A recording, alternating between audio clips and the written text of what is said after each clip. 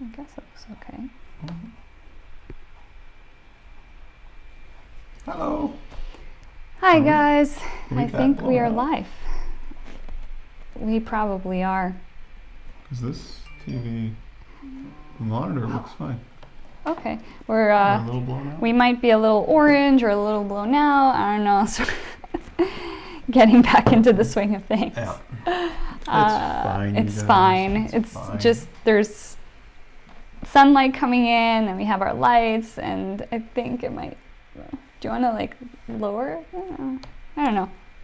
Here, I can go. Yeah, because you look Adjust. like you have orange hair on the screen I do right have now. orange hair. That's a fact. Hey guys, thank you for joining us. We're just gonna fix the color a little bit. This is a live stream, so yeah, that looks better. Although you do still. I won't know till I sit down. Yeah, I guess not. Okay. Well, thank you so much for Lowered it a joining tick. us. We know this is very overdue. Yes. A lot has happened. A lot has happened, and we want to talk to you guys about it because it's very important to us, and obviously to our activism, because we know we haven't been consistent this year. It's been a really hard year, and I think we've downplayed it in our videos. We always try to keep the focus on the animals, on the victims of the animal agriculture industry. We rarely talk about our personal lives and what we're going through. We've mentioned here things here and there, but I think we've really, really downplayed how much of an effect what happened this year has had on us. And not so much on us. It wasn't so much, it wasn't really about us. It was about the animals that we care about. You guys are very familiar with, what happened with Antonio and Fireru by now. We used to volunteer at this sanctuary in Los Angeles. We spent 2.5 years volunteering there. And over the 2.5 years, we realized that it was not a safe place for chickens, particularly chickens. Yeah. They were not getting the proper medical attention. We found ourselves in the position of always having to, essentially rescue the chickens from the sanctuary, which is really a betrayal, not just, more so to the animals than to us, but when you take an animal to a sanctuary, you expect and hope that they will be taken care of. Mm-hmm. We don't have the financial resources, we don't have the knowledge that and even just the resources or the veterinary overall. Connections or Yeah. the land or Yeah. the resources, like you said. So we found ourselves we were very strained. We were very strained and overwhelmed, and it was such a disappointing thing, and it really snowballed into a giant, bigger thing where it led to us really questioning the community that we were a part of, because who do we trust? How can we trust anyone? We severed relationships that we made there because people knew what was happening, and they continued to support this place and the person responsible, and that's just not cool with us. We don't want to support a person or a place that does not align with our values. That is not what we're doing here. It's really disappointing because really we should be rescuing animals from vigils. We should, and we did. We rescued animals from vigils. We took them there, and unfortunately, they weren't properly taken care of.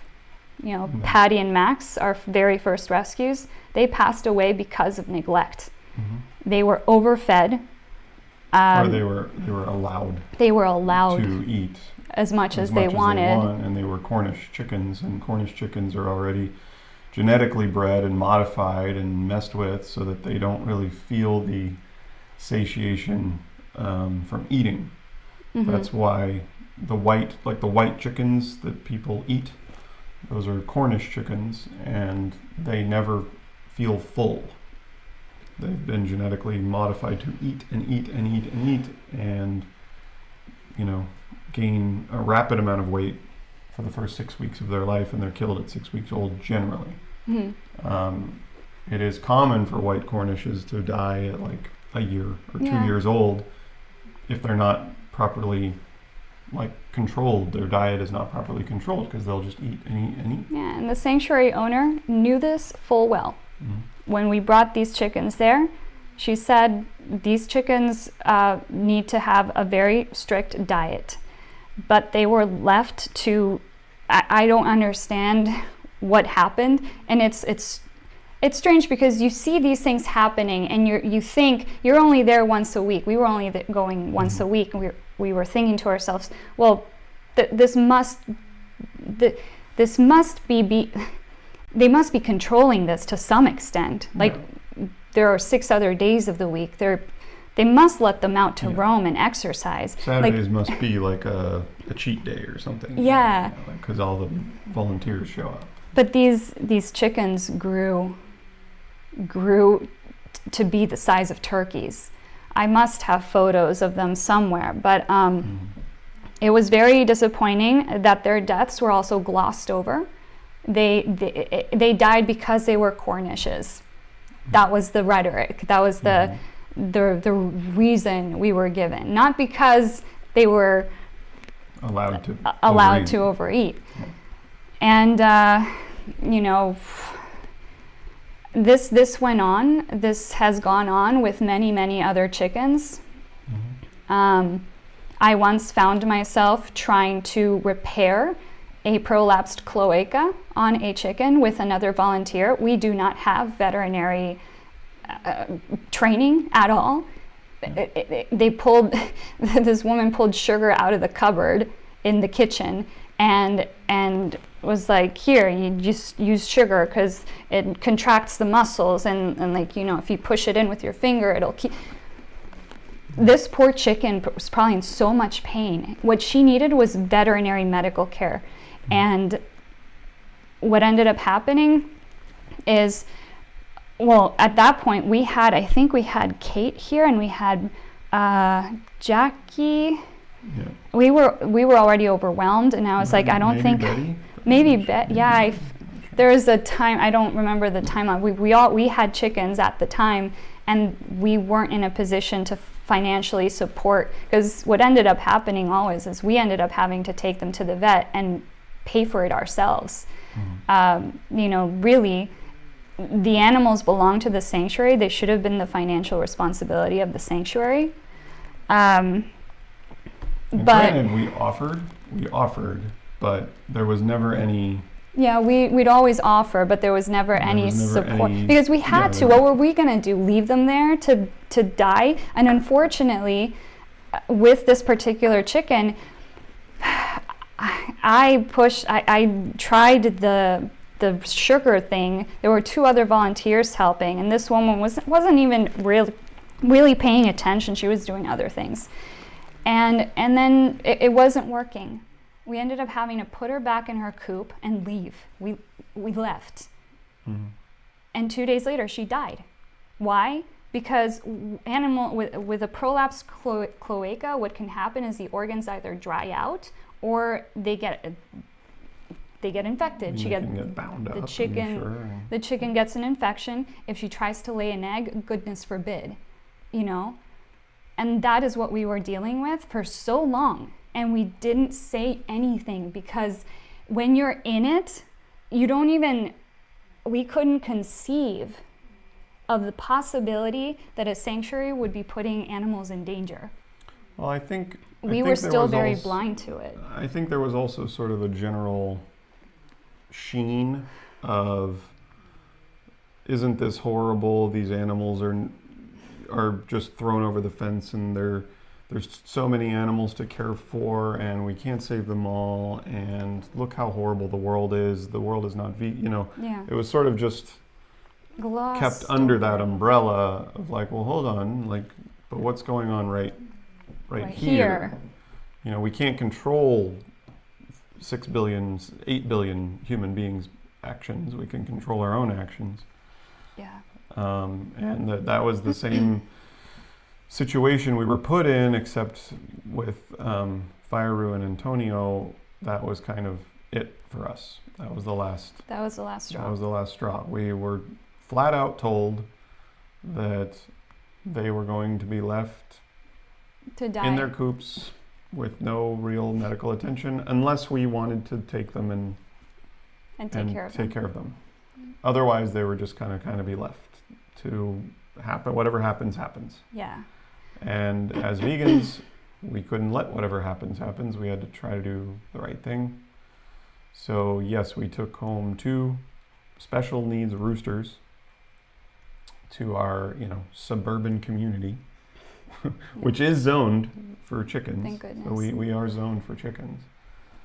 But we already had Jackie at home. We have the 3 cats at home. We both work full time. And this past year was me getting up at 5 or 5:30, trying to help out in the morning before I have to go to my job. And then Anna spending 8 hours every day, or 5 days a week, by herself, taking care of 6 animals, while trying to also work full time here at home. And this was like 9 months of this. And it's really, for me, when we went to vigils, for example, I'd always say, this isn't about me. It's not about me. This is all for, and it really, I don't want this to sound like a complaint, because it is not. No, I don't complain. My passion is animals. My passion is to take care of our animals, our family, and make sure that they have the best possible life, because these are victims of, Jackie's a victim of the animal ag industry. Mm-hmm. Antonio is a victim of neglect. Fireru is a victim of neglect. And so this is what we do. But of course it takes time and resources that we had to figure it out as we went, because we weren't prepared for it. It just, all of a sudden we had 2 roosters added to our family, and then all the emotional shit, really, that came with the betrayal of a place that we thought was good, and people who we thought were good.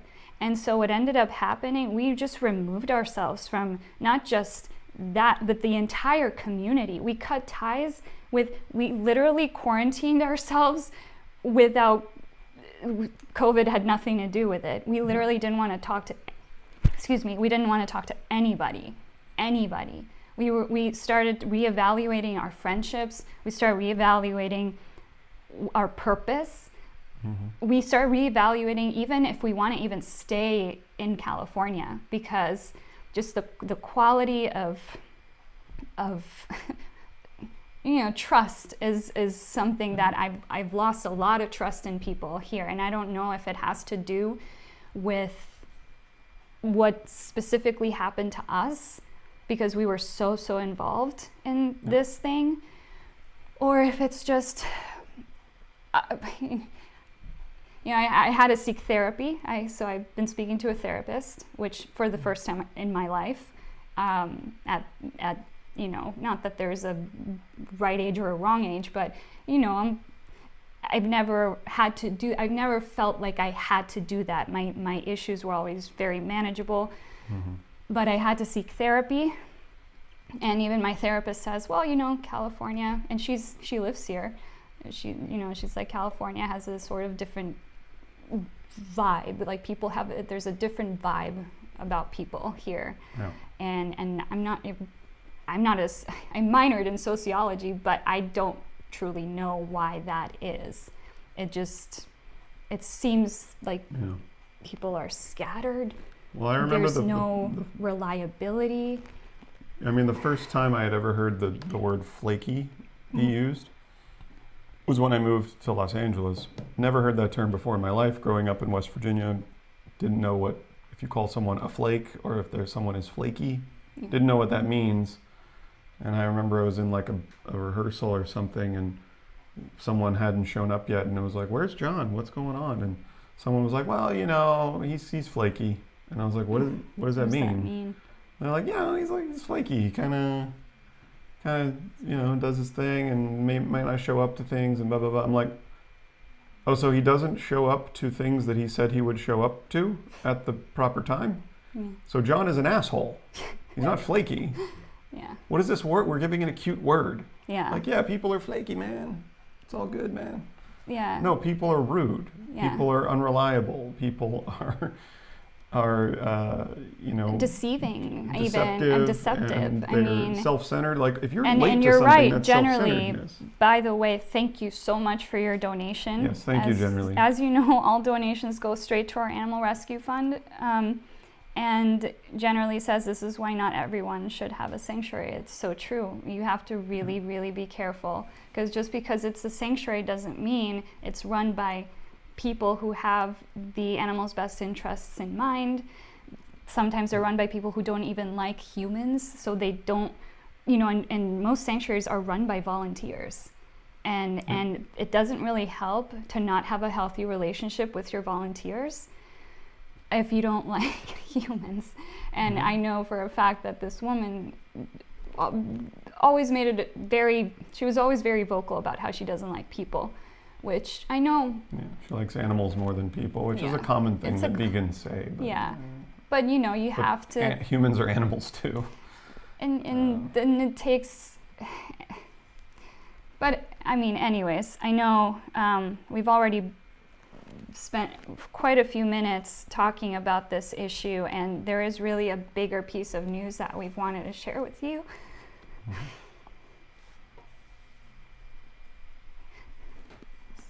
Sorry, I knew this would happen.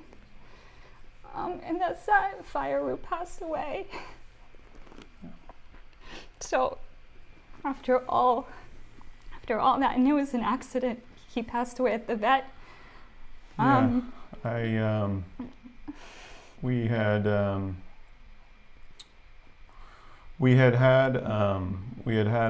had a CT scan. Well, as you guys know, Fire was left in a coop with a wound in his knee joint that was so neglected for so many months that it had become necrotic and black, and there was basically a hole in his leg right here in the knee joint. So that's why we took him in the first place. We took him to get surgery to try to fix his leg. This very, very skilled orthopedic surgeon actually put metal pins in his leg to try to save his leg. And he wasn't able to save the leg. His foot started turning like a dark purple color. He was worried that he might get blood poisoning or sepsis, and that infection might spread to the rest of his body. So the safest treatment was to amputate his leg. So this was months ago. Early, this was when we first got him. So we were also trying to work with a company that we will no longer work with to try to get Fire a prosthetic made. This company was very slow to respond. They were slow to respond. They were slow to ship things. They would ask us for measurements. We would send them.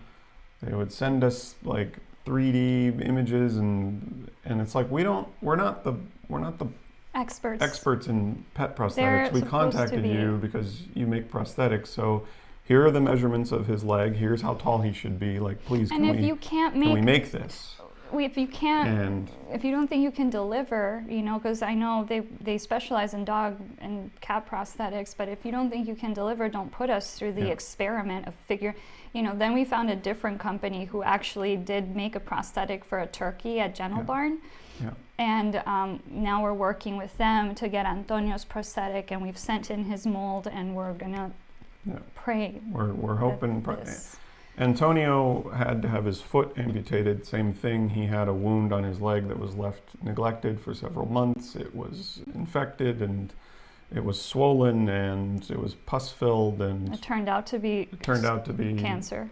a type of cancer, a type of very slow growing cancer that is very localized. So they were able to just amputate his foot like at the ankle.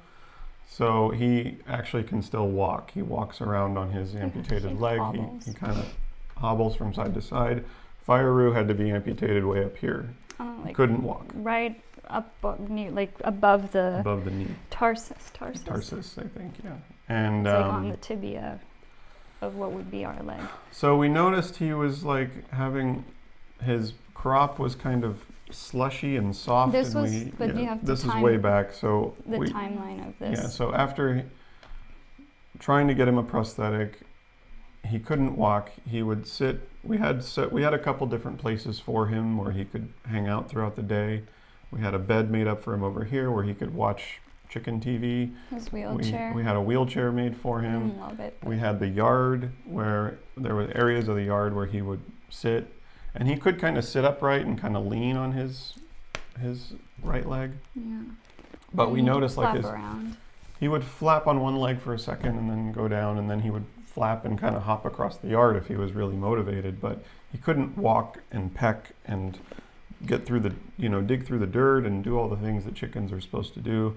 And we noticed his crop was kind of soft. One day we took him to a vet, and they said that because he's not able to walk around and move around, and his digestion is not moving the way it should, he's not, getting things like gas out of his system. He had like a lot of gas and air.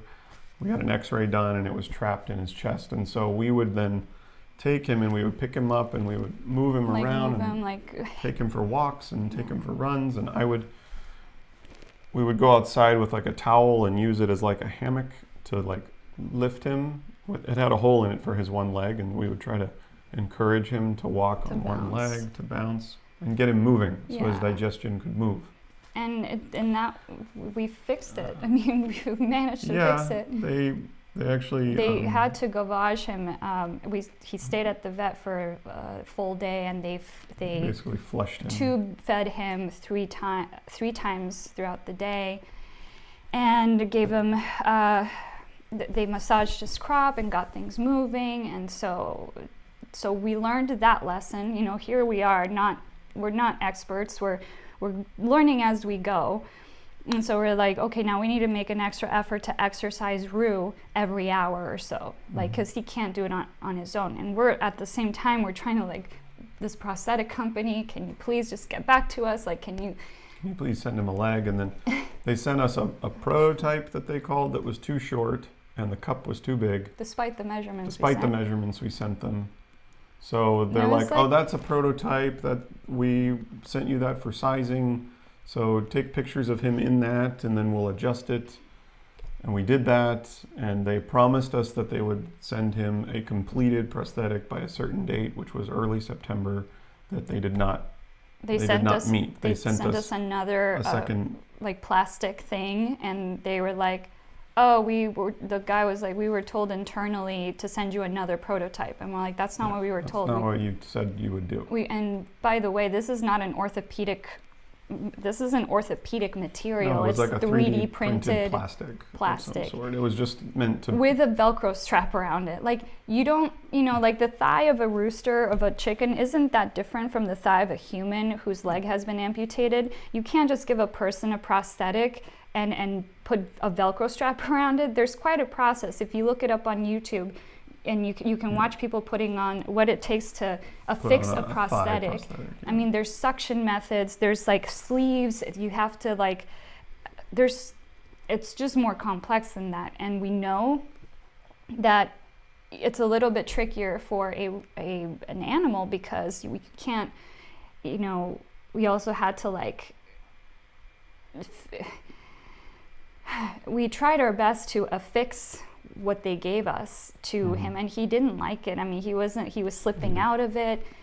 We So it tried wasn't Velcro working. straps. We tried making our own Velcro straps. We tried zip ties. We were telling them, like, Zip this isn't a good solution. method of attachment. We think that we had another design in mind that we thought would work better. And they weren't listening. They weren't listening. And then as these months were going by, sometime in the last month, maybe 2 months, Fireru started getting food stuck under his tongue and he couldn't swallow properly. And we looked in his mouth and we noticed that his tongue was actually shifted to his right. His tongue was kind of being pushed to the side, and food would get stuck between his tongue and his cheek or under his tongue. And there was something like in his throat or in his mouth or in his jaw line, like pushing things around. And like the bump under. Then he had a bump we under noticed his the bump chin. under his chin not till like much later. I noticed, I was like, that's so weird, because Antonio and Jackie have very soft throats. It sort of like goes like this, but for Fireru had a little bump, and I was like, could he have done that to himself because when we'd pick him up, I don't know if you guys remember, sometimes he'd sort of kick his leg out, and there were times that when we were just sort of learning how to handle him, where he'd hook his claw under his chin, and I'm wondering, hook his own chin. Did he do it too hard and bruise himself? Was that creating some sort of inflammation or what do you call it, scar tissue? Yeah. Well, we took him to a few vets to get different opinions. This one vet, the same vet who did the surgery for Antonio, thought there might be a mass of some sort in his mouth and wanted to get a CT scan. So we did that, and we had developed this... He took biopsies. Yeah, we had developed this method of feeding him because Fireru couldn't eat on his own anymore. He would always get blueberries and seeds and stuff stuck under his mouth, under his tongue. So we would grind up his chicken food. We'd grind it into a powder, mix it with water, kind of turn it into a little clay pill or clay nugget, and pop them in his mouth, and he could eat that. So we had to hand feed him, and hand feeding, you have to feed chickens multiple times a day if they can't eat on their own. Because they're used to grazing, so they kind of eat. And they have a fast metabolism, and they always need to be eating. Yeah. And so we took him in for the CT scan, and while they were doing the CT scan, the veterinarian did a biopsy inside his mouth and tried to figure out what this was in his mouth. And we waited 2 whole weeks to get these results, because everything's lightning fast in the chicken care world. Well, there's the COVID excuse. There's always the COVID excuse. Well, due to COVID, this thing we've been dealing with for like 19 months that everyone is perfectly used to and shouldn't ever be an excuse ever anymore, because it's part of our, whether we like it or not, it's part of our society now. Let's stop using it as an excuse. Let's move forward and try to help these animals and help other people. The results came back inconclusive. The CT scan showed that he had a thickening of something, but the nature of it, don't know. So, and the biopsies came back inconclusive. They needed a larger sample. Yeah. And so, by the way, I was away because I had been planning.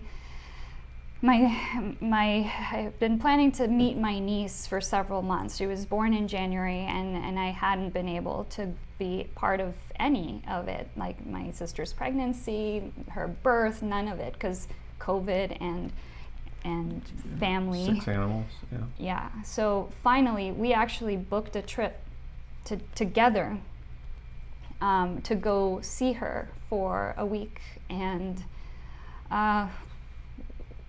it ended up being you. It ended up being me because Brian had to fly back.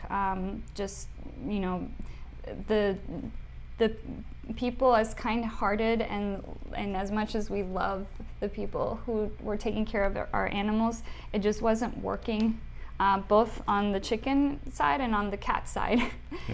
Yeah. Different people, and we love so much that We're very much appreciative yes, like of the offers that we received to help care for the animals so that we could. we understand that Rue Yeah. was very, very difficult to take care of. He needed a lot of special attention. Yes. And so Brian decided to fly back the next day to bring them home and just make sure that he, was getting fed and that he was pooping regularly. And so I stayed with my family. And I thought it would be good because we were expecting the results to come in, while Anna was in New York. So I thought, okay, if they... It's fine. Sorry. We were expecting the results, and I thought, well, I can go, once we know what this is in his mouth, I can go get a medication for him, or I can help him somehow. And we got the news that they were inconclusive results. Mm-hmm. And so, Anna, I know you were very hesitant. You were wondering, well, why are they inconclusive? And I didn't know why, and the vet techs weren't telling me why. And then the vet himself just said, well, the lab sometimes it's inconclusive. Sometimes they just need a bigger sample or another sample. It wasn't really communicated to us, really, the need for this second biopsy. Well, the vet wasn't even the person who talked to you. It was an assistant. No, there was an assistant. I talked to someone on the phone and then a different vet assistant when I got there. And I'll admit, I thought, I'm home, I'm with these animals, I'm just gonna run him over and let's just get the second biopsy now. And I knew that you were gonna pick up an antibiotic. I was gonna pick up an antibiotic that they had prescribed for him. And because he hadn't they also found a certain type of bacteria, Enterococcus, I think. Enterobacter. Which had been ongoing since his digestive issues. We think it was a secondary side effect, symptom of his digestive sedentariness. Inflammation. Yeah. And I just thought, I know the last time they did a biopsy, they take it from inside his mouth and they would put this silver nitrate in there to cauterize the wound. I'm sure it was painful. I knew that he would be going through a little bit of pain, maybe a lot of pain, I don't really know, but I thought, let's figure out what this mass is in his mouth. I'm here, I'm with the chickens now, let's just do it now. And then by the time you get home, maybe we'll have the actual results or something. Why wait till next week when I'm here? It was a Friday, I can just go and do it now. It was September 17th, actually, to be exact. So I drop him off, and we FaceTime with Anna, with the vet assistant. They said they're gonna do a twilight sedation, a light sedation. They're gonna take the new biopsy, and we'll take the antibiotics with us. And I remember I actually went to get gas and I went to go get a few other things, and I came back and I was just waiting in the parking lot to pick him up, and they called and I was like, oh, they're calling, he's ready. And they called and said, while Fire was under anesthesia, he started crashing, which we know in the vet world, because we've actually been watching this exotic vet show. It can happen, especially with birds and rabbits. There's a spike in the adrenaline. There's a drastic spike in the adrenaline, and it's too much. And they said, well, we're trying to resuscitate him now. We'll let you know. And I'm sitting in the parking lot, what? And of course, they won't let you come in the building. Due to COVID, can't come in the building. Due to COVID, you can't drop your chicken off in the lobby or anything. And I was sitting there in the car, asking Fire out loud, please stay with us, please. And they come back out to the car and they brought me into one of their rooms. And then they came in and they said he passed away under anesthesia, and they couldn't save him. And I asked them, I begged them to save his life.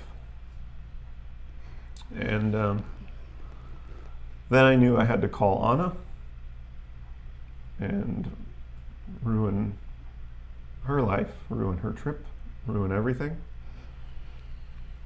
And then I had to go home and care for 5 more animals, knowing that I had just brought my boy somewhere and he passed away.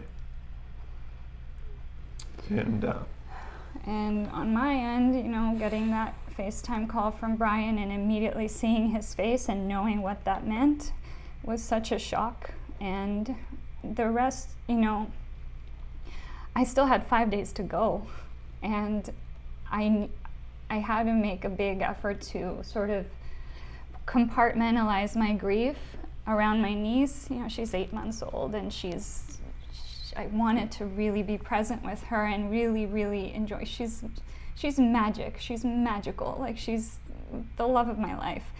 And I got your call in the car, and she was sitting next to me, and we were just getting home from the store, and I literally just ran out of the car and, like, as far away as possible, and just started bawling.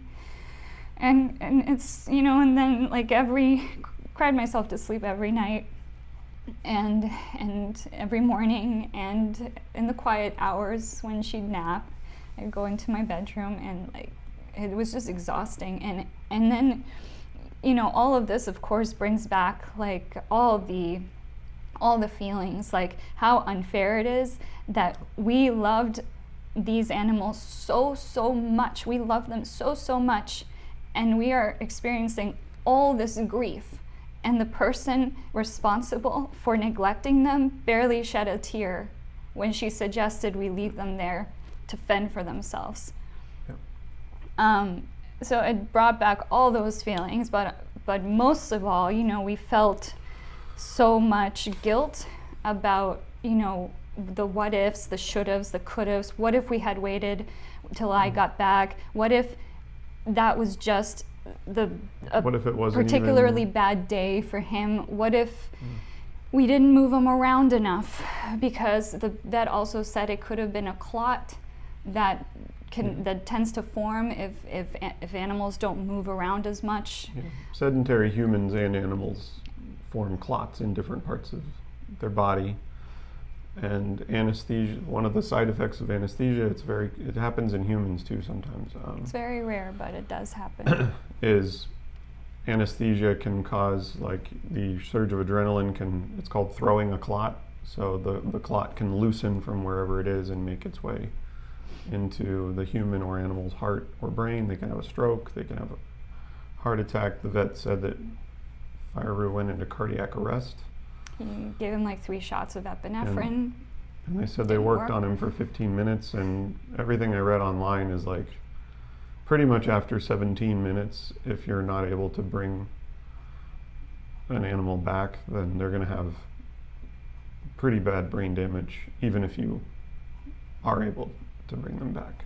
And so yeah, I did a lot of it sucks because hating myself and crying. And we feel like we failed him.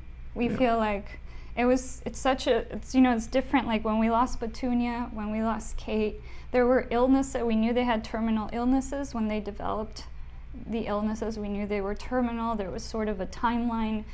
We knew that we were going to lose them at some point. But when you lose an animal unexpectedly like this, I mean, it's not really the vet's fault. You feel like your time with them was cut short. You know, like we didn't finish what we started. We were still waiting for the process. We promised him he would walk again. Yeah, I made a promise to him that he would run across the backyard. And I failed to keep that promise. I did remember that morning, because that's the really the hard part is when it's been like 2 weeks or something now. Yeah, it's been 2 weeks since he passed. So you know, they say time heals all wounds. Not necessarily. I think time makes wounds easier to manage. But, you know, thinking back to that morning, I was just with him in the backyard, and it's a normal morning. Like, had no idea that was going to be my last morning with him. And then I remember that when we were in the backyard, there was, for some reason, like, he would just occasionally, like, he would just decide to, like, get up and start flapping and hop.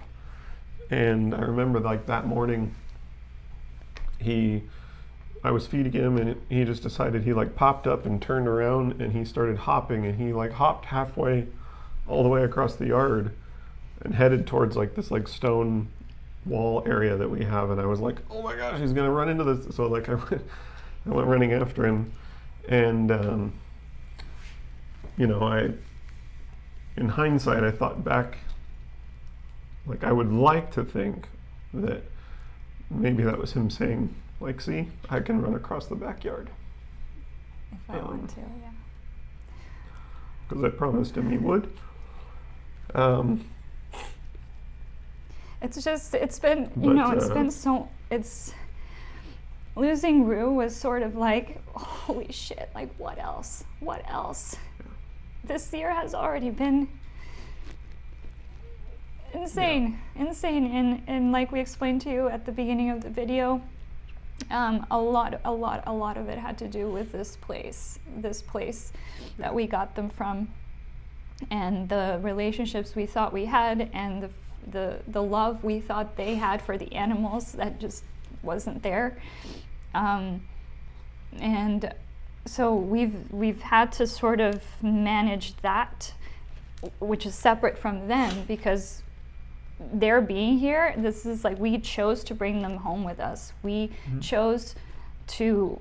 I don't regret it either. No, like, I would never, I love having ever all of these animals here. Yeah. And that's what I was worried about with Fire. I was worried that he thought he was a burden, or he thought that it was too much.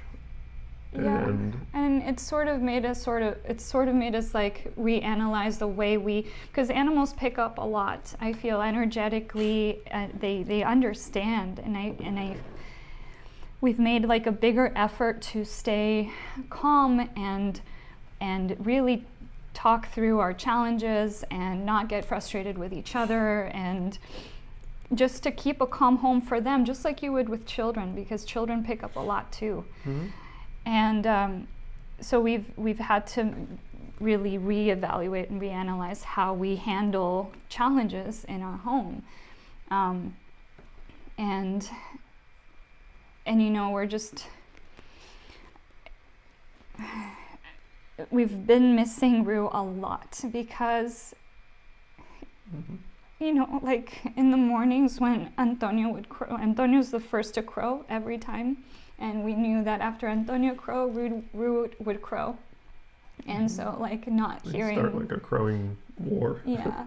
And not hearing Rue's crow in the mornings is heartbreaking.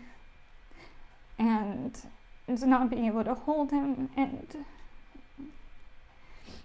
just feeling like all we really gave him was, like, 5 more months of life. Yeah. This shouldn't have happened to him, of course, you know, like, the minute there's a wound on an animal, and every animal sanctuary needs to take responsibility. Mm-hmm. It is not fair that just because they're chickens, that they get left to fend for themselves. It is not fair, and that is why we've been so adamant about pushing our activism for chickens, because even in the vegan community, we've noticed that they are very overlooked, because people want the Instagram photos with the pigs and the sheep and the goats, and we love all of them, but the chickens, they go unnoticed. No one really understands them. They don't, you know, because they're birds, and like with fish, you know, we are not as familiar with them. We don't understand them as well. Perhaps maybe people don't identify with them as much as they might with like a horse or a cow. But if there's anything we've learned, and if there's anything we are grateful for, and if we have to be grateful and have some sort of forgiveness in our hearts for this woman who is responsible for this place, is that it is because of what happened that we have learned so much about chickens, so much about how special they are, how loving they are. They make great companions. They are relatively easy to take care of if you take care of them. You know, when problems arise, take care of them. When you're not performing triage and trying to desperately save their lives because they were neglected. With a serrated kitchen knife or with sugar, like, bullshit. You're an animal sanctuary. Call a vet. You know, I'm so mad because I brought friends there. We talked this place up to you guys. Like, we posted Instagram stories about this place. And in the end, they were actually hurting the animals we love. Yeah. And it's not all the animals, mind you. It's usually some of the animals. It's the birds, the ones that go under the radar. If you check this website, I can probably even pull it up now. Okay, this is... Might be a .org. You go to Meet the Animals, you click on chickens, and there are only 2 chickens on this website, and both of them are dead. And they were both taken by us to care for. There are over 50 chickens who don't have profiles. People are still sponsoring these animals probably, and they don't even know. It's just irresponsible. It's not transparent, which you go to their social media page and they're never going to talk to you about, you know, this animal is sick, we need donations, this animal needed to get surgery, this animal got injured. They're never going to show you that stuff because that's just not, you know, you'll see that at other sanctuaries, and we follow those sanctuaries. There, you know, and even then, there's transparency. There's transparency, but even then, I'm always skeptical because I'm like, dude, unless you're spending a good amount of time there, getting to know how the place is run, seeing where the money goes, like, are they fixing the broken doors? Are they fixing the broken waterers? Like, unless you're really there and seeing the day-to-day operations of the place, you can't really know just from Instagram. Just like with anyone, like with anything, you know, influencers. Instagram is not real life. Guys. No, it's not. Influencers post all kinds of stuff on there, and it's a piece. It's what they want you to see, and really that's too bad. And they're gonna keep. And it's been really hard. We're even still not naming the place or the people by name because there is a certain level of instability there that we just want to keep them away at this point. Because, you know, after we brought these 2 home, we even heard from someone that the owner was claiming that we'd stolen them. Even after she gave us consent, like we have via text. We have text proving that. But she was telling. Can we take them to get them vet care? And she said, yes, you can take them. Yeah, she was telling everyone that we'd stolen them, that we were making her life a living hell. I don't know what the hell. If that lie is real, it is not the most sensical one because you can instantly. Yeah, we thought, well, this disprove it. Person is mentally unstable. We do not or just upset and wants to hurt us or something. Yeah, well, yeah, but who, you know, only someone who is trying to deflect from the real issue would do something like that. Instead of admitting responsibility, instead of even offering help, like, hey, I can't afford to give you guys everything you need, but here is something. Here's a little something. Even we never got a thank you. No, not even we never a got thank a thank you. you. Not even. So can we take these 2 chickens and get them vet care? She's like, yeah, you can take them. It almost sounded, you know, at one point it sounded like she was offended that we were fundraising.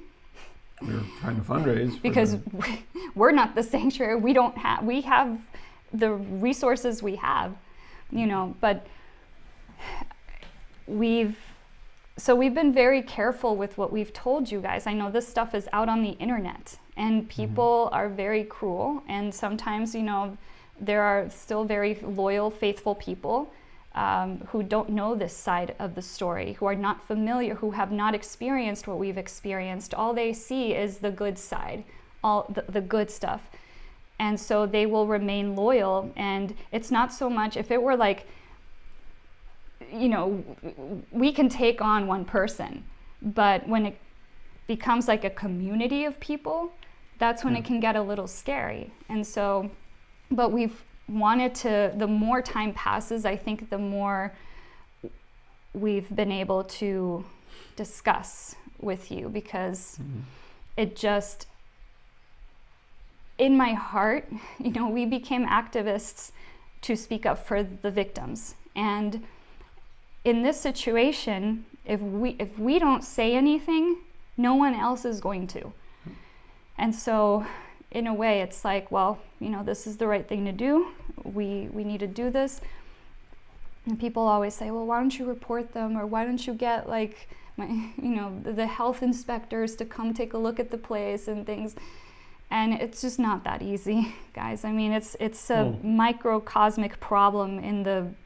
Yeah, what can you really report? I mean, you can't report something like this because police, police aren't going to do no. anything. You would have had you. This is it's a thing. It's not like an event that there were different events that comprised the several months, the years. But there isn't like anything reportable. It's like you have to be able to prove neglect, and I don't even have pictures of Betty when she was thrown in that dog crate with a rock to push herself with, and back then Betty was left in a dog crate with a rock to push herself off of so she could get to her food bowl, quote unquote. Because she couldn't walk. She had heat stroke, and she was left in a dog crate to fend for herself. So it's a common theme with the chickens there. With the chickens especially, like rather than get them some sort of veterinary care to see if, you know, sometimes an animal is really badly injured and there's not much you can do, or sometimes animals get diseases, or they get cancer, or sometimes they get old and they have organ failure. Like, it's just like humans. Sometimes humans, you know, sometimes you try your best to get medical care and it's not enough. But to not even try, it's like just to make this decision of like, well, whatever happens, happens. Yeah. Like, would you ever do that with a toddler, with a human, with a dog, with a kid? And what sucks, like we with a pig, like. What sucks is we didn't see it back then.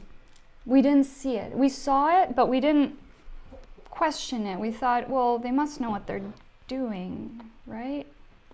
Like, it was such a weird thing. It's almost like waking up from being a meat eater to like vegan, and you're like, where was I? Where was my head? What was I doing? What was I thinking? Like, we feel the same way. It's almost like because this person is so good at sounding like she knows what she's talking about. Like, when you'd ask her questions, there was always an answer. There was never like, and I don't know, maybe we can do this. No, it was always or we should ask so-and-so. Yeah, or we should seek medical care for these. Like, there was always an answer. There was always like a way to gloss over the problem, and so it convinced us, you know. And so now I've learned to be like so skeptical of everything. Just question everything. When something doesn't feel right, that's listen to that, you know. So yeah, that's sort of what we've been. That's this year. This has been the year. 2021. The year of our lives. And funny enough, like. Also read our 2 Instagram accounts were deleted. To top that off. Both of our Instagram accounts were deleted with no warning, no reason. tried to get in touch with Instagram, you can't. Then this place that we thought was a good place, and we had dedicated 2.5 years of our life. And Tanya says she knows the place we're talking about, and I'm glad you do, because I still can't bring myself to say it, but for those of you who did follow us on Instagram and saw all the posts and all the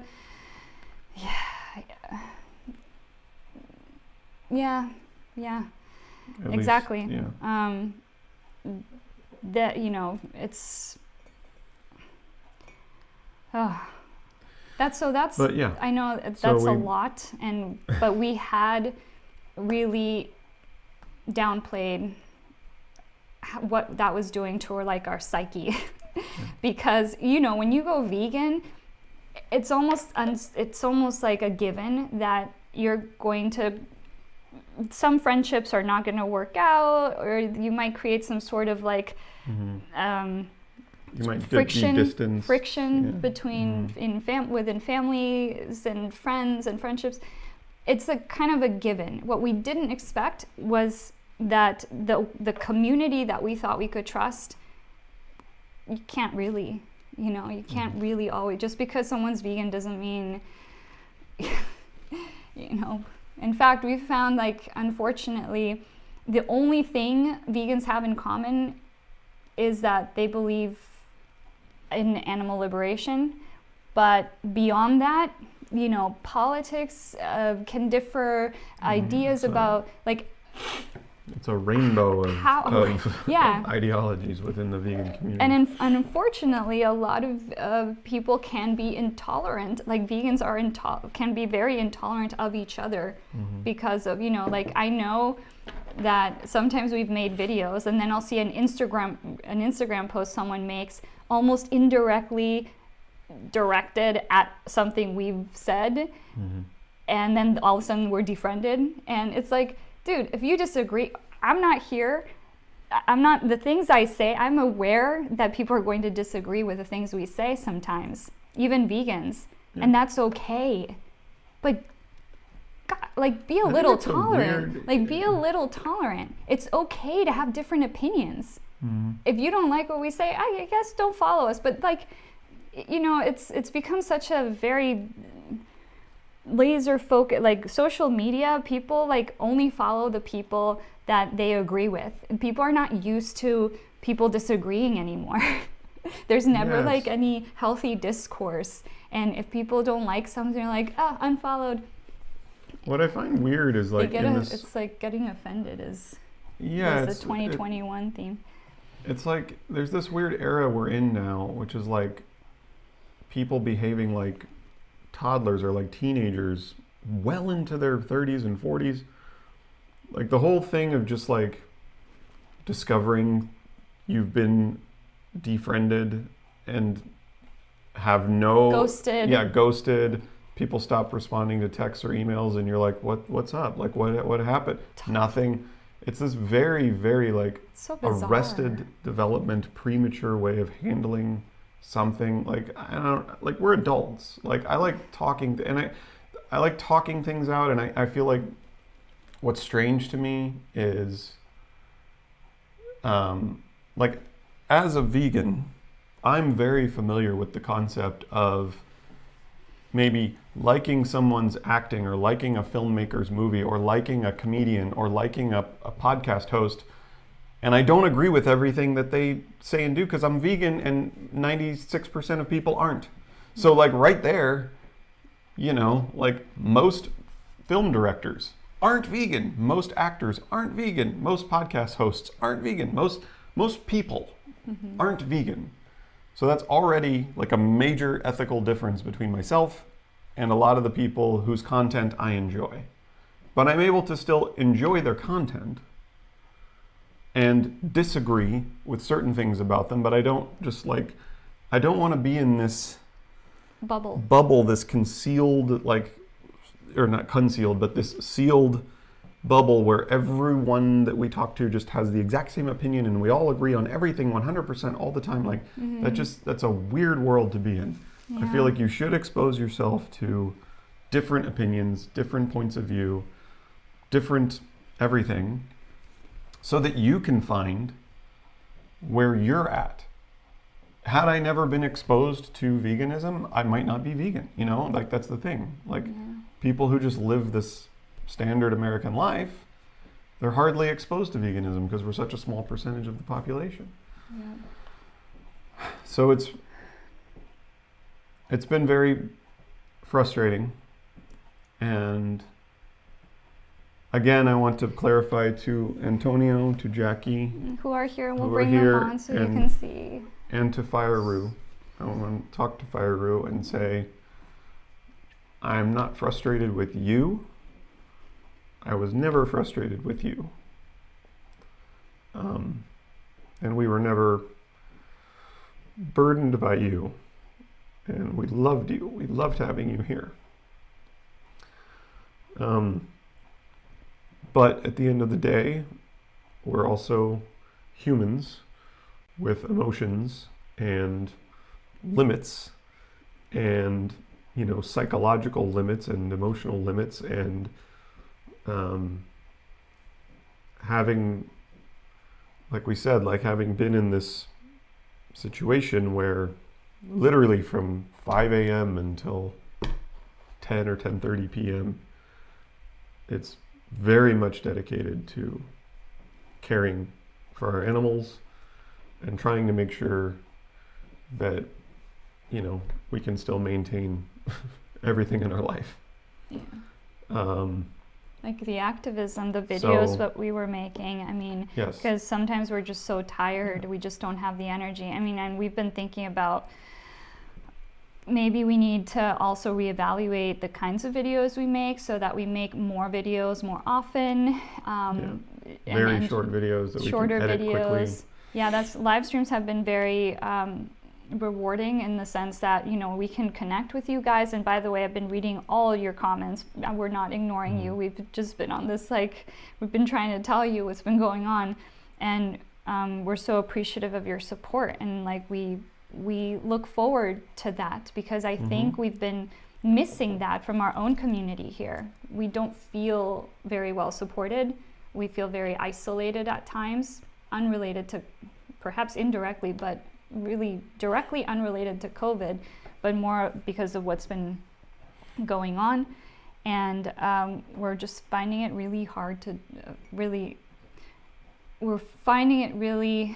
to trust people right now. And so we want to like just refocus and be like, okay, let's continue with our activism. That's what we started this whole thing, you know, and we're putting ourselves back together is what we're essentially telling you. And you might see, we're going to try some different format videos, see if they work, see if you guys enjoy them. We're excited to make them. When I talked to my mom about this whole thing, she actually told me a story which is like, it's never good to you know, when someone else has experienced what you've experienced, it's never good, like, oh good, you're suffering too. But there is something about the human psyche, about the human experience, that when someone else has gone through something that you've gone through, it does make you feel like you're not quite so alone. And my mom, I guess, had a 2-year-old puppy who she took to get spayed, and the same thing happened, went under anesthesia. Actually, her puppy went through the procedure, came home, and passed away that night. And my mom said the same thing, like it really, really took an emotional toll on her, because you think you're doing the right thing and you end up harming the animal permanently. I mean, you end up ending their life prematurely, and you feel like you've been robbed, like something's been stolen from you. Such a shock. I don't know. I sat there and I asked her and was like, what was the point? Like, what was the point of this? What was the point of falling in love with this boy and putting all this love and care and, you know, time and effort and like trying to fix this problem that never should have been a problem, but like trying to fix him. Not that he needed, you know, fixed, but trying to help him. Mm-hmm. Trying to help him for like you said, 5 months, 6 months, something like that. Only to have him be like yanked away from me. It's very difficult, but you know, people, that's another thing is like when you lose someone, when someone loses someone, and I'm reading here, Susanna, thank you so much for being here, and we're so sorry for your loss. I know it's been a while since we've spoken, and Susanna. Oh, Susanna. And Susanna was actually a very big part of our initial months at this sanctuary. Yep. She went there. She was part of, you know, our whole learning process. Like she was there at the beginning of it. But yeah, sorry. What I was going to say is when you're... Thank you, Susanna, and we're very sorry for your loss. Yeah, when you're experiencing grief, I know it's very common to try to find the reason why, because we try to, like, you know, we have our emotional side and our logical side, and when the emotional side just it's a tornado, and you find yourself like the rug has been pulled out from under you, you've tried to find ways to explain that to yourself. So you know, I don't think it's ever I mean, I know it's very hard, and never be afraid to reach out to someone who's experiencing grief, and don't be afraid of what the right thing to say is. Just tell them that you're there for them. Although having watched a lot of content on that matter in particular, don't downplay someone's grief, and don't, especially when it comes to a non-human animal. There's always a reason. Yeah, don't try to say, well, you'll get over it, it's okay. Time will heal. He was just a chicken. You can get another chicken, you can get another dog, like none of that. No. Well, there's always a reason. The human-animal for connection it, is that's very... what I'm trying to say. It's like there's always a reason. There doesn't need to be a reason. We try to find reasons to explain it, but there's never, you know, there's never really a reason, I don't think, why, or at least I won't know it till I'm gone. The mysteries of life. But yeah, sorry, I lost my train of thought. Oh, well, I was gonna say, like along that same line of thought, my mom said 2 other things that I thought were helpful and meaningful, and you know, I share it with you guys because I actually like to hear what like my parents and grandparents think and have to say, because they've been alive longer than me, which means they have more experience than me, which means maybe listen to older people sometimes, is what I'm saying to the young kids out there, because I know youth is wasted on the young, and young people always think, I did, myself included, I did too, I know. You always think you know everything, and you're the shit, and you're awesome, and your parents are lame, it's so hard, and your grandparents are lame. You can't put this thought on younger people. Like we realized it only with experience. Yeah, our parents were right. Youth is wasted on the young. Like older people have a much greater appreciation for youth. Unfortunately, it's wasted on young people. Some. And some young people are very bright. And some young people are they're way more enlightened. Bright and compassionate and intelligent. But, you know, you don't have to listen to old people just because they're older than you, but it's a good idea sometimes to at least hear what they have to say. And you know, my mom said, what I'm doing right now and what she did was, you're looking for logic and reason in a situation that is illogical. Yep. Sometimes illogical things happen. Sometimes unreasonable things happen. Sometimes bad, shitty things happen. And you can try to find a reason or a logic behind it, but what you're doing is you're using reason to find the logic in something that's already illogical. So you're going to be in this perpetual loop of guilt and regret. And what she said was, what you need to do is find meaning in the experience and use the experience to dictate how you will choose to move forward. Because we can't change the past, unfortunately. Not yet, anyway. Not as we know. No. Well, just to go back through the comments, because I know you guys have been, we've been listening. Thank you generally so much for your support. And thank you generally. I don't know if you guys are still here, because this was a little while ago, but Carl, thank you so much.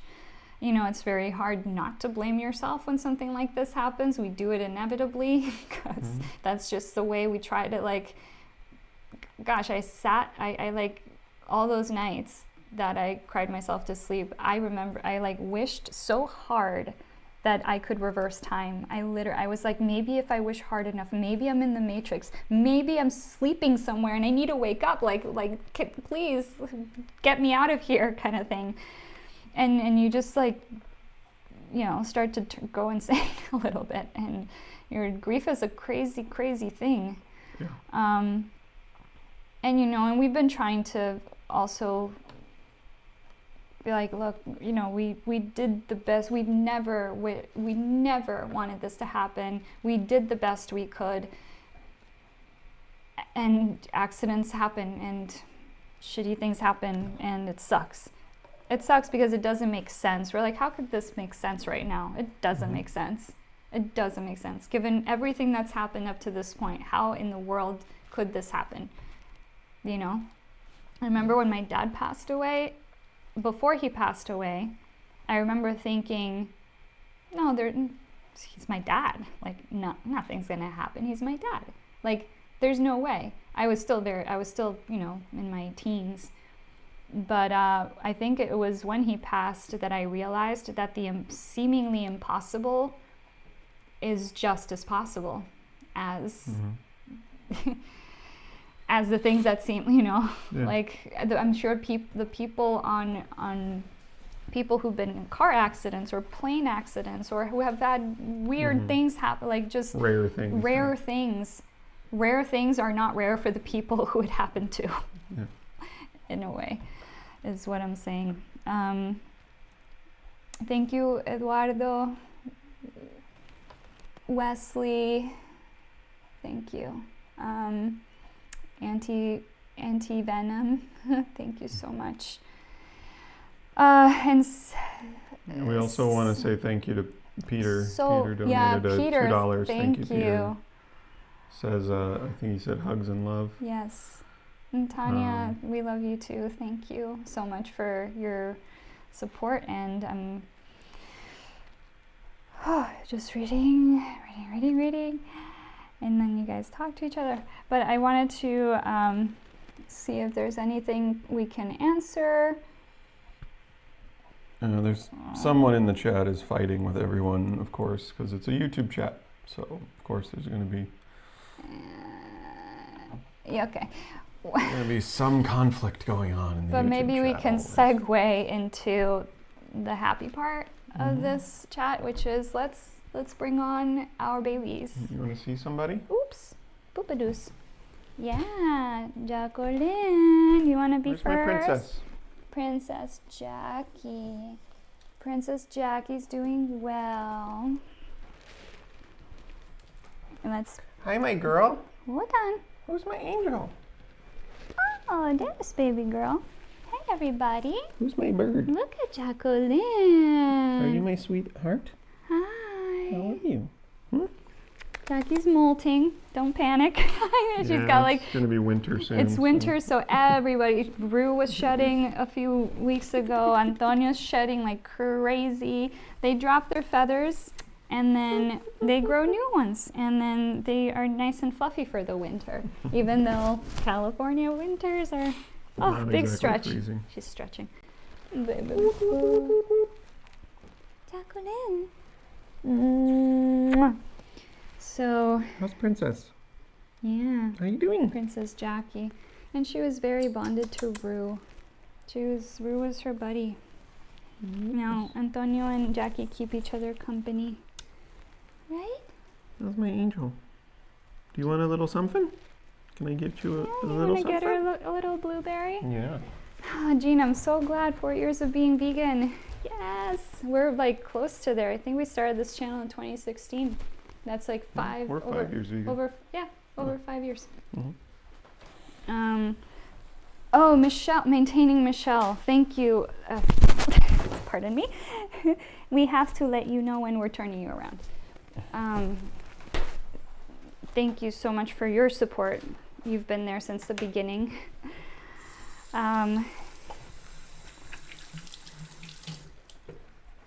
Okay. So yeah, Declan, any questions we can answer about chickens? Declan's ready to take questions. Anybody?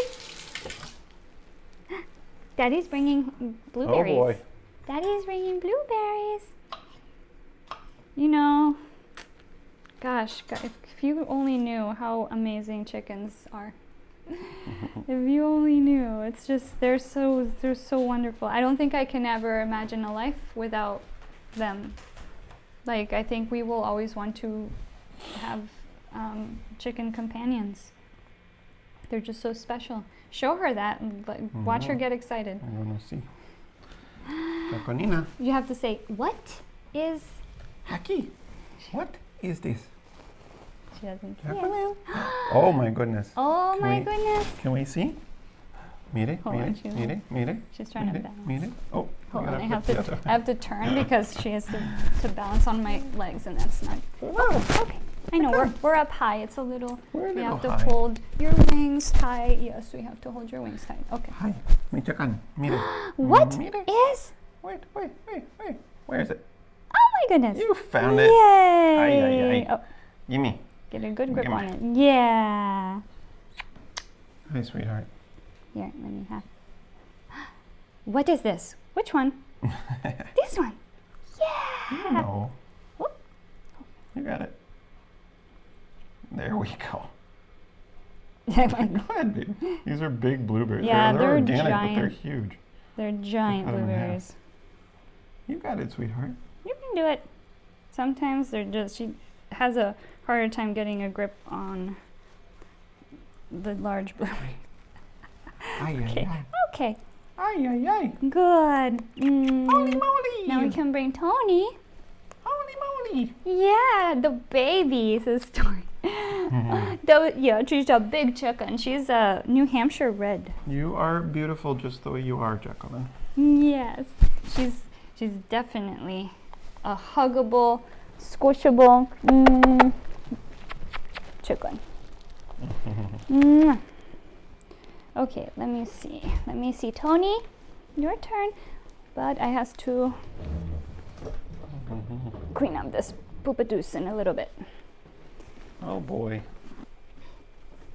You can keep talking because I have to get her in here.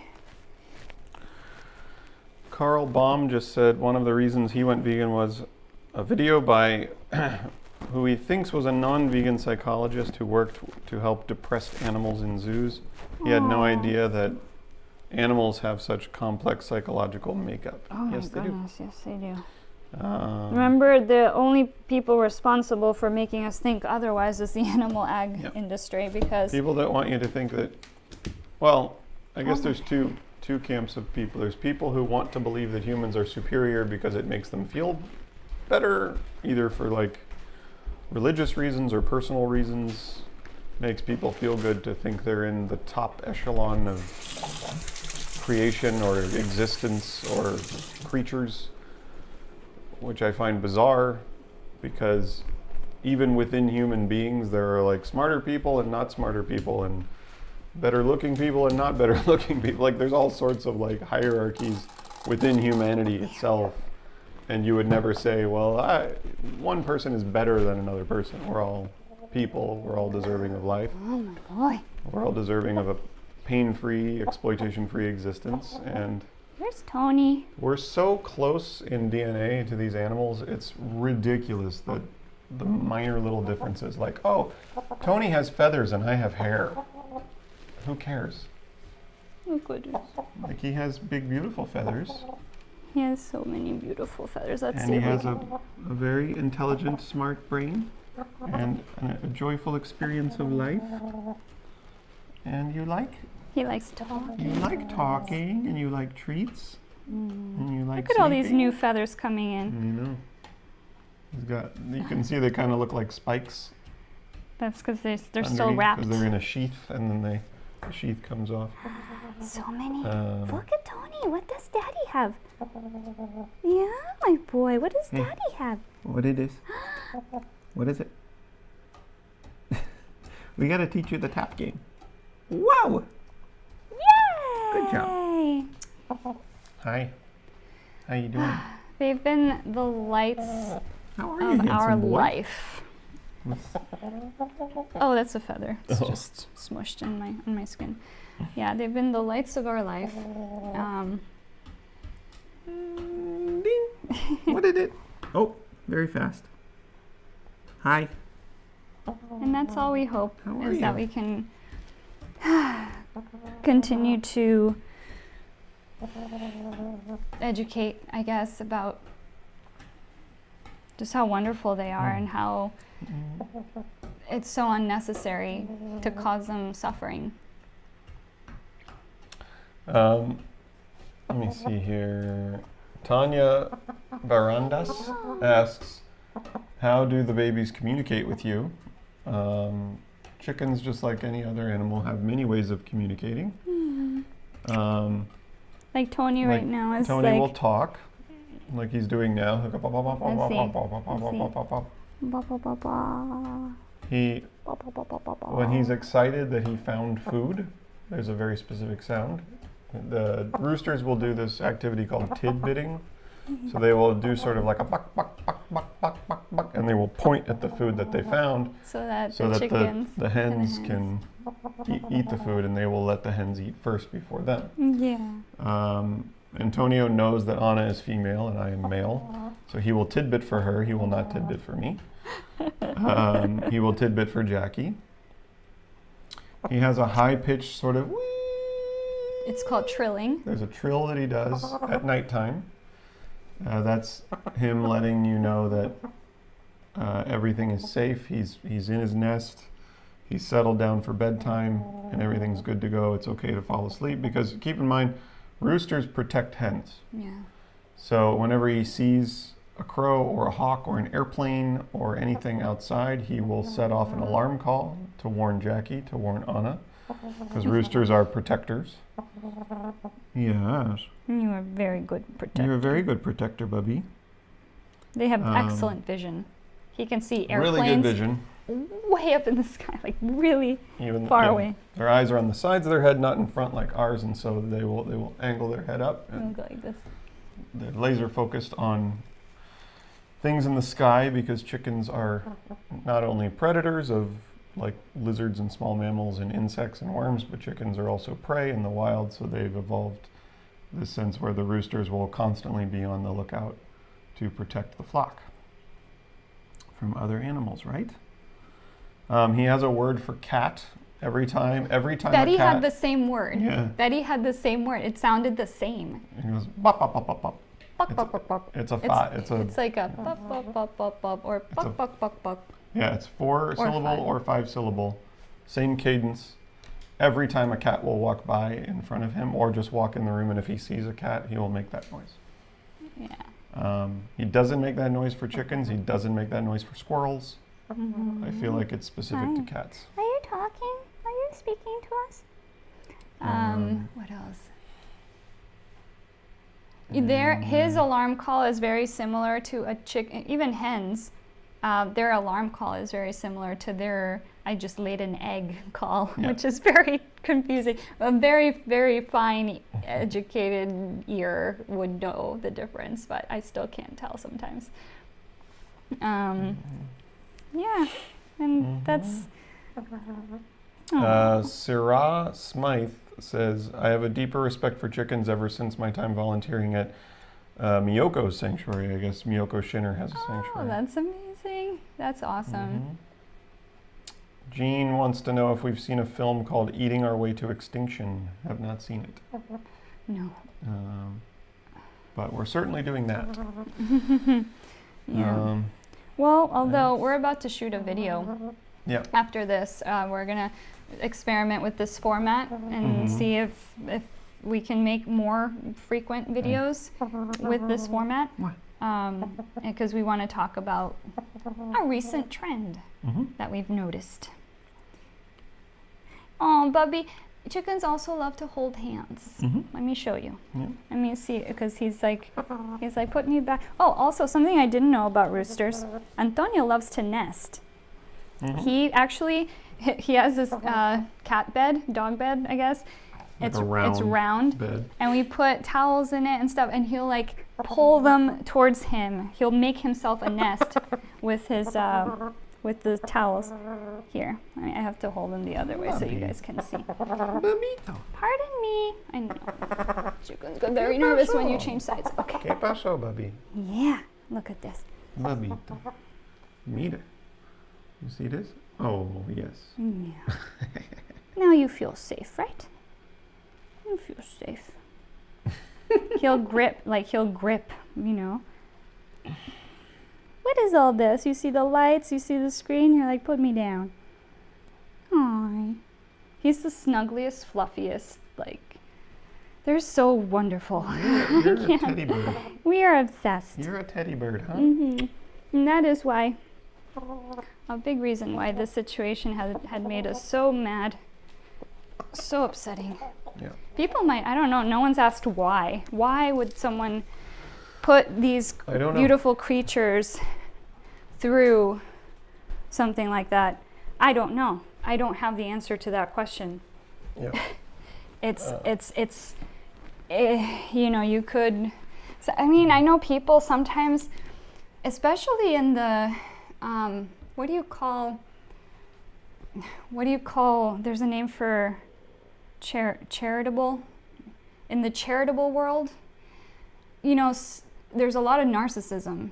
People don't always do things for the right reasons, and that includes animal sanctuaries. People don't always have animal sanctuaries for the right reasons. They want to be admired by the public. They want to be, you know, so they'll only show you like one side of And there's different types of narcissism too. There's so many. There's the Donald Trump style, but that's not the only style of narcissism. There's like, what are they called? Community or something? Communal narcissism. Communal? Yeah, there's people that want to be. There's a sort of, rainbow. Yeah. Narcissism. And then there's, you know, you think of narcissism as like people who think they're awesome and want to be in, you know, the Donald Trump style Not narcissism. always. But there is a form of narcissism of people who want to be thought of in a particular light, but also want to be thought of as humble.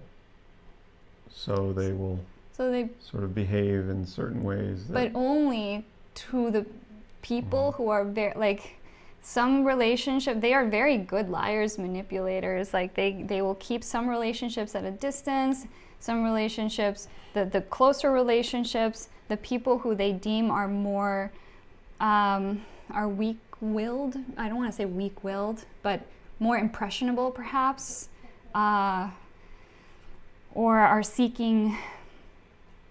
looking for, I don't know, like, I know, like, when I started volunteering at this place, I wanted to be as helpful as possible. I was like, oh my gosh, we found our place. We want to give as much as we can, as, you know, so we made a commitment every Saturday for 2.5 years. We went there and we did everything that was asked of us. And I think when sometimes people can pick up on that, on like your desire to help, and they will take advantage of that.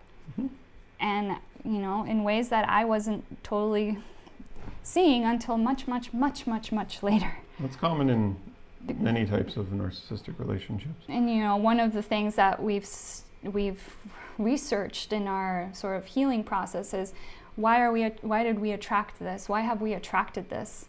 And it does take a particular kind of person to attract someone like that. And not saying it's anyone's fault, because, you know, people who are victims of narcissistic relationships tend to be, you know, not to pat, this sounds like I'm patting ourselves on the back, but we are all, I hope, empathetic people, and some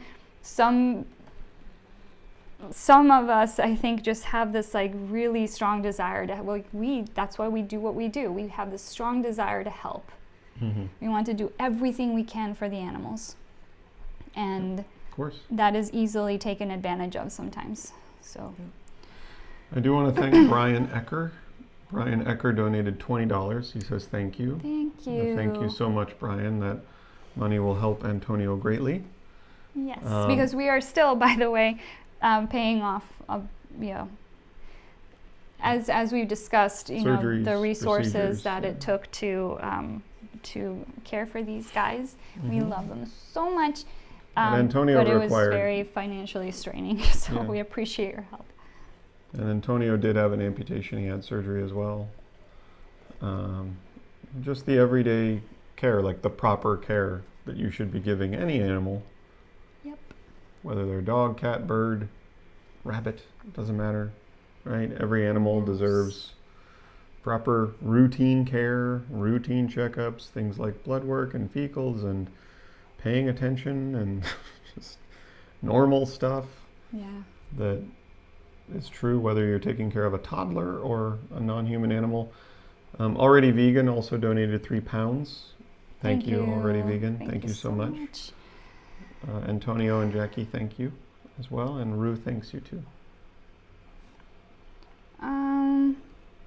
Well, Tony B. Still some people. Fish are fighting. still animals, and you can research the New York Times article about, just type "fish have feelings." Fish New don't. York. Hey Tony B, prove to me that you have feelings. That's a good one. Try it. Prove to me that you're sentient. But look up the New York Times article. Yeah. Fish have feelings, or I don't know what it's titled, but you'll find it. Yeah. I can find it real quick. And we know fish are sentient. We've made videos Sentience- about this before. Yeah, sentience comes from having a central nervous system and a brain. Yeah, but so. Gina's also right. Yeah, I mean, But- we still like. It's called Fish Have Feelings Too. Yeah. It's from 2016. Fishes have feelings. Fishes Have Feelings Too by Jonathan Balcombe. 2016 in the New York Times if you want to check it out. Benjamin Hansen asks, "Have you been to a good sanctuary?" Is that question to us? The answer is we don't know. I don't know. We don't know. I don't know. We've honestly had negative experiences at 3 different sanctuaries now. Yeah. Now, granted, we've been to more, Yeah, but you don't notice, you don't necessarily notice what's going on deeply behind closed doors at sanctuaries if you just volunteer there like once a month or once every 3 months or or if whatever. you go visit, Or if you and just visit it hang once out or with twice. the animals, yeah. Yeah. You have to really spend time there.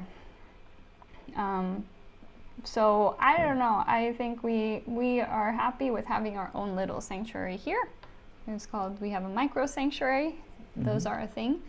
No need to, why anyone can do this. I mean, not anyone, but I'm saying if you want to, if that's something you want to do, and you want to take the time to educate yourself and build on the resources that you will need to care for animals in need, you can have a micro sanctuary. Could be 1 animal, could be 2, could be 3.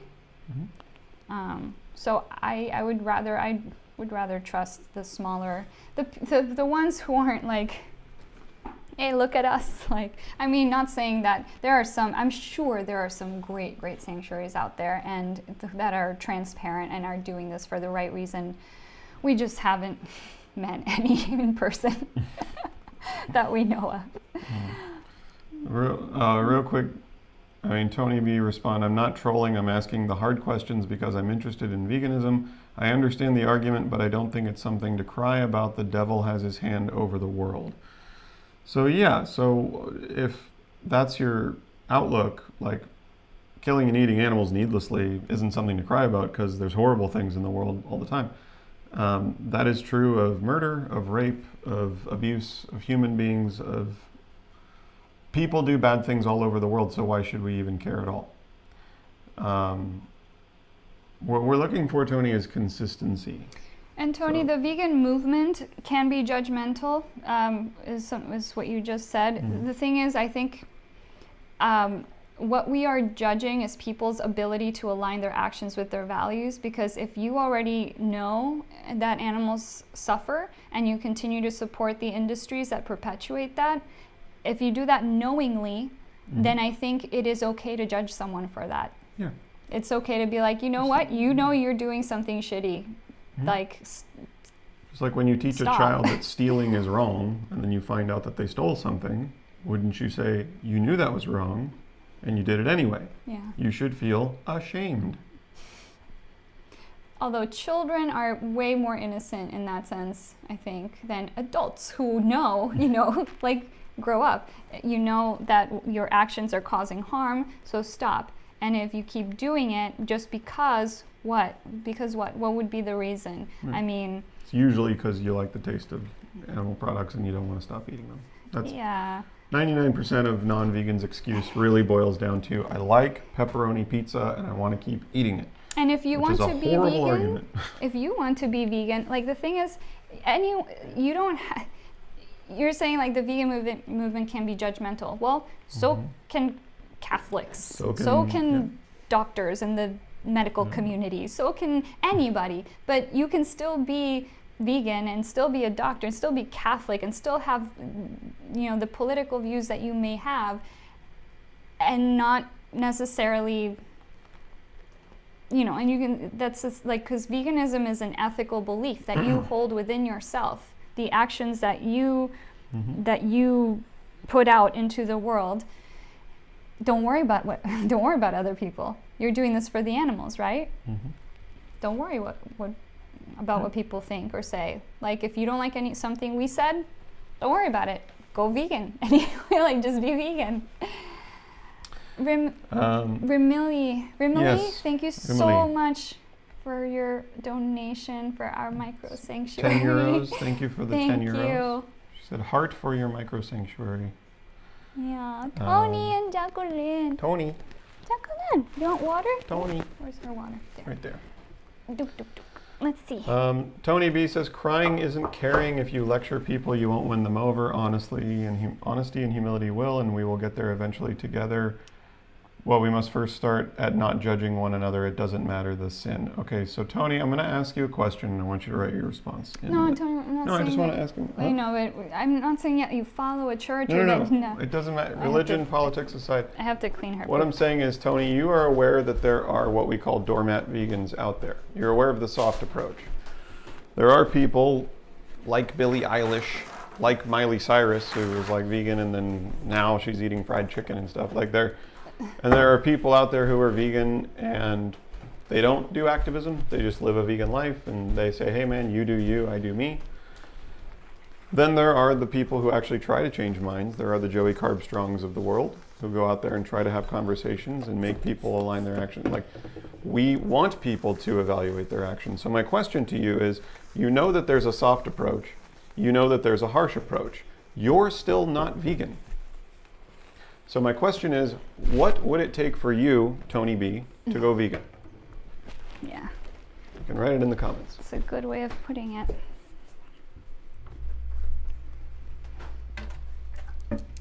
Pardon me.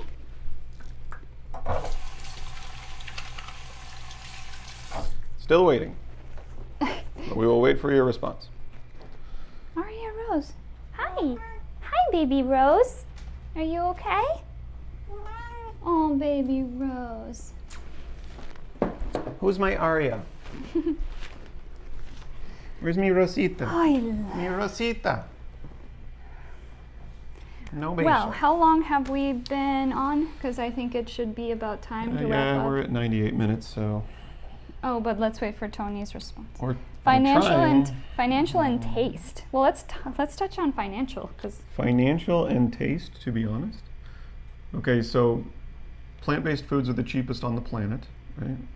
Rice, beans, potatoes, onions, lettuce, carrots, like canned beans, canned corn, dried beans, dried lentils. These foods are the cheapest on the planet. Many countries, people eat vegan because they have no alternative. Meat and dairy is incredibly expensive.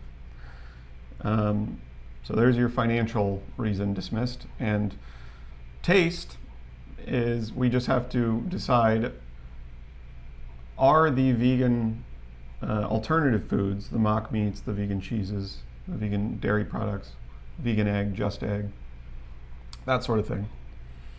Or even, you can make things like black bean burgers, lentil burgers. You don't have to eat processed junk vegan food. What you have to ask yourself is, are you saying that your personal taste buds are more important than the life of another? Oh my God. And what? Sorry, continue and then we will bring this up. That's the question you have to ask yourself. What is more important to you, Tony B? Your taste buds or someone else's life? And if the answer is your taste buds, then I think we have to really evaluate your moral and value system. Because if what you're saying is, I value 15 minutes of taste pleasure over the life of someone else, someone's entire existence, that's kind of scary. And I don't think you really believe that. Yeah. I think you've just been conditioned to think it's okay because everyone does it, it's normal. It's normal in our society to do it, and you just want to keep doing it. So, prove me wrong. Peter has brought up, Peter brought, I think it was Peter who brought this up, and I just looked it up, and you are seemingly correct. Because what did he say? He said that he ain't. Oh. We called it. Guys, What did we call come it? on. I mean, he was. Come on, guys, we need to stop playing this game. It's a certain like guy whose name rhymes with penis. Ron Penis Oh no. is eating meat again. Guys. 5 days ago he posted Guys. this, but Is that a shock? come on. Is it a shock? Really? I mean, let's just get real. Get I it mean, out of your this is not plant-based meat. Come on. No.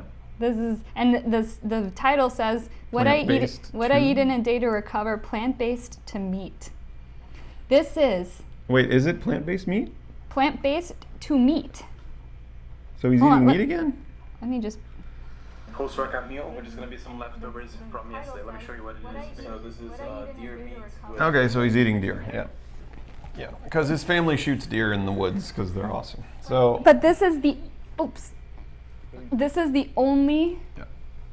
Yeah. moment that we are going to waste on this guy ever again. We are Guys, not going to make another video about this. it's silly, come we on. have before, and that's it. That's it. Because, come on. yeah. Come on. Tony B says, I care more about my taste buds than a chicken's life. I know it is wrong in my heart. So why are you doing it? Really? Why are you doing it? I know it's wrong. It's like, I know stealing from this store is wrong. I'm going to do it anyway. But I know punching my wife in the face is wrong. I'm going to do it anyway. Like, would you accept that in any other instance? Like, really, dude? You know it's wrong and you just do it anyway? You're settling on being a sinner. Come on. Because you know it's wrong, but you love bacon. Really? I feel like it's I don't know stupid. if you're being genuine. He says he likes chicken, is what he said. Well, you just met our chickens, Yeah. and we take that to heart because they are not food. No, they're not. They're beautiful animals deserving of love and compassion and a right to live, just like cats and dogs. I don't know, Tony, say you won't eat a horse or you won't eat a deer. Why not? That you're making an arbitrary distinction between species, which is no different than making an arbitrary distinction between gender, race, sexual orientation. Like if someone just said, I know it's wrong to be racist, but I just am. Yeah. Because I draw a line between races. Moo Moo You Mom wouldn't accept it. is right. Best put time into giving your baby kisses. That is Yes, true. give your babies all the kisses. Let's never talk about him again, says Peter. That's Yeah. done. Ron done. Penis is Done. Tony says, I would never punch my wife in the face, but I would eat a chicken sandwich. Yay, you're part of the 97% of everyone on planet Earth. Of course. Of course. That's what everyone does, Tony. Everyone not wife beaters, but No. but everyone There's still that respects minority. humans more than non-humans. Congratulations, you're part of the brainwashed majority who just are unwilling to change and unwilling to help fellow Earthlings. Does it feel good? No, that's not called animal racism. It's called speciesism. You're speciesist, yeah. Yeah. Most people are. Most people are. Yeah, but I think, I think you have it in you to make a Right. change. Everybody does. We did. And it's like, it feels so good to, I'll tell you right now, like, if you know something's wrong in your heart, then try Why do it? not doing that thing. Yeah. And see how it feels and just explore it. And you know what? If you really miss the taste of chicken, just go get a Boca burger. I promise you, it is freaking amazing. Boca chicken burgers are great. I hope you have access to some of those foods. They're processed. Not advocating for processed foods, Unhealthy junk food. but they're out there. If you want them, if you need them, and they are. There's Gardein. There's Nugs. I mean, they're there's good. Beyond Chicken. There's. We actually, recently, Boca. was it Gardein, the soup that I had? That it was a chicken Was soup. that Gardein? Quote, Yeah. chicken soup, my love. They sell canned soups. Or Annie's.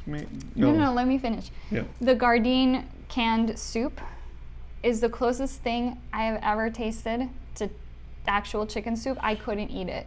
It was disgusting. I realized how bad chicken soup actually tasted. Mm-hmm. Like, it was so It's a gross. weird flavor. It tasted exactly like it. If you're really craving products that taste like the foods that the Products. the products that you're used to, they're out there. Yeah. I Tony think. says he's a speciesist in eating chicken. Yes, you are. Yes. No, he says specialist. He said. Well, he said, I think I'm a specialist corrected to speciesist, and then No. I'm a specialist in eating chicken or a species. Either way, you're not a specialist in eating chicken.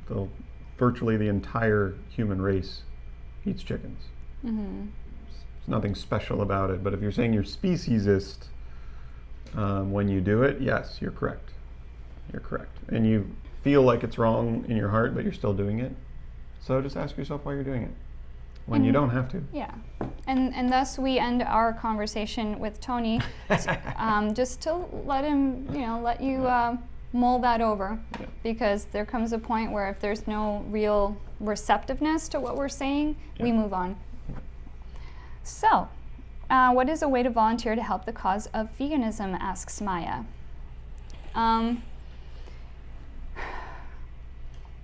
Oh, a way to volunteer? There Well, are. I mean, there's vegan activism events. I mean, Yeah, I don't know if there- that's called I don't know if that would be volunteering. I mean, there You're are volunteering your so time. many ways to do activism, and really just know that anywhere you go, and here's me coming from a pessimistic point of view because that's been our experience, anywhere you go, there are going to be people around you who disagree, who bring the drama into things that really shouldn't be, the focus suddenly is not the animals but people drama, and that's just be vigilant, and if something doesn't feel right, just leave, go somewhere else. But there are many things you can do on your own that would comprise activism.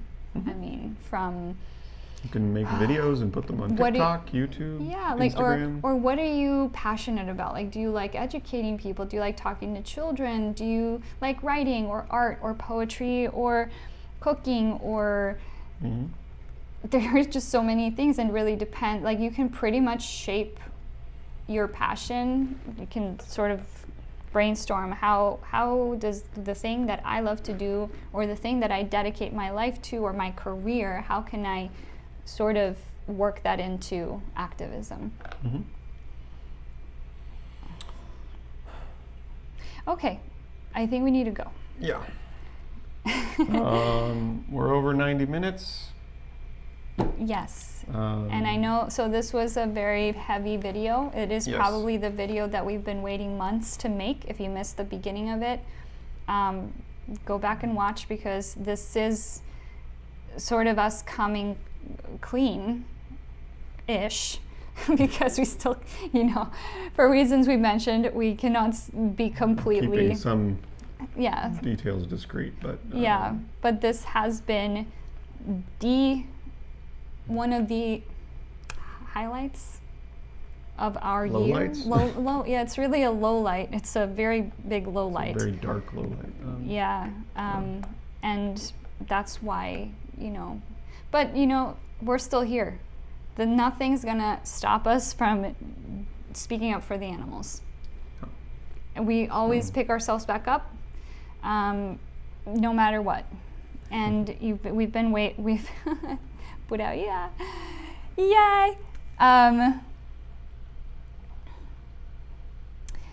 And so we will continue, even if it takes us 3 weeks to pick ourselves back up. Our goal is always to keep putting out these videos and keep speaking up for the animals. And thank you so much for your support. Thank you guys for being there, for engaging with us during these live streams. As we said, you know, we have really enjoyed doing these streams, even though we've been in a not so great place most of 2021. I know, I mean, me personally, I'm going to try to, like my mom said, find meaning in this experience and use it to guide how we move forward. We're going to try some new video formats. We're going to try some new stuff with our channel because we're pretty much 100% just YouTube based. Yeah. We like this platform. We enjoy this content. It's not as discriminatory as Instagram and Facebook. Who's owned by Facebook. Yeah.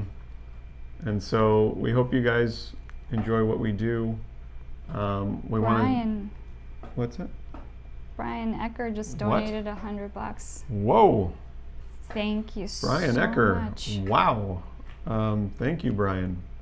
That is a massive donation. Yes, we are so appreciative. More than you know. It yes. really, it's... that's very, very humbling. Thank you, Brian. If you want to send us an email, thoseannoyingvegans@gmail.com. We'll send you a We'll shirt. send you something. Or let us know what you a bunch of stickers. Like Yeah. we have pins. Like we'd love to give back. Mm. I know it's a big donation, and we appreciate it. Yeah. And you know, these guys are our life, and it, you know. Thank you. So yes.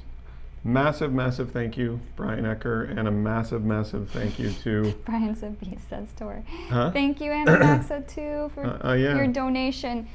Again, you guys are amazing. Like this really helps so much because a lot of the strain has been financial, and so we've been like trying to make things work. Yeah, trying to make things work. Keep the lights on and the water running. The water running and the you know, the collectors away.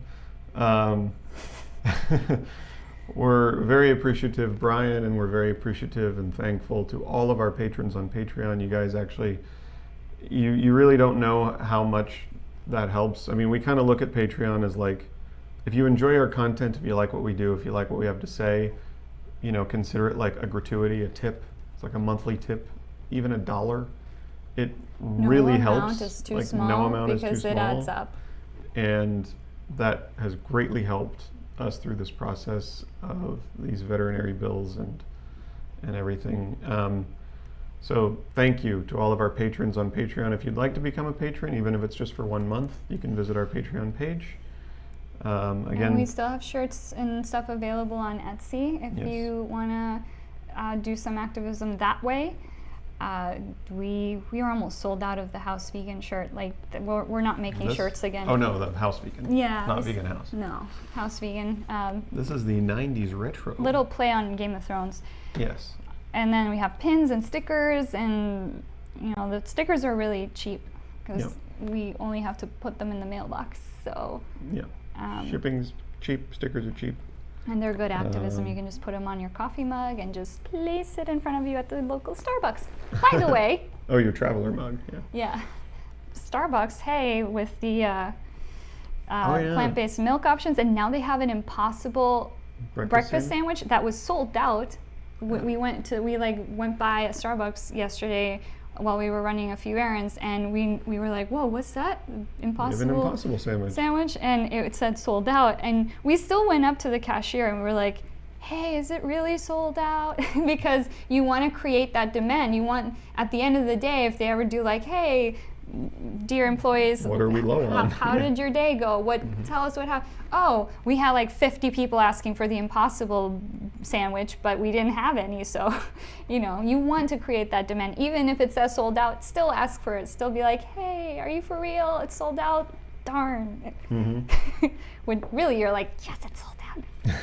But really, is it because you're not stocking enough of it? Yeah. But anyways. Same thing happened. My boss went and got coffee for the crew, and he asked me what I want. I just said like, just like a black iced coffee with oat milk. And he was like, they don't have oat milk, so I got you soy milk. I'm like, it's good though, because you asked for oat milk. Yeah. You know, and they're like, oh, we ran out. So demand for plant-based milks, demand for plant-based meats, egg, just egg, all that sort of stuff. Yeah, but that started with the sticker jab. So Sticker jab. thank you so much. Also, Vanessa, who donated €5. Thank you. Thank you, Vanessa. Hugs to you back. Hugs to you, Vanessa. And here's where we will leave you, because we always do this. We're like, we're gonna go, bye, and then we're like, okay, wait, one more thing. Okay, bye. But now we are. We'll see you guys in the next video. Keep an eye on the channel. Thank you so much. We're shooting a short video after this, so we'll be uploading that, I think, hopefully today. Hopefully. Yeah, Let's do it's it. short enough. Bye. Bye.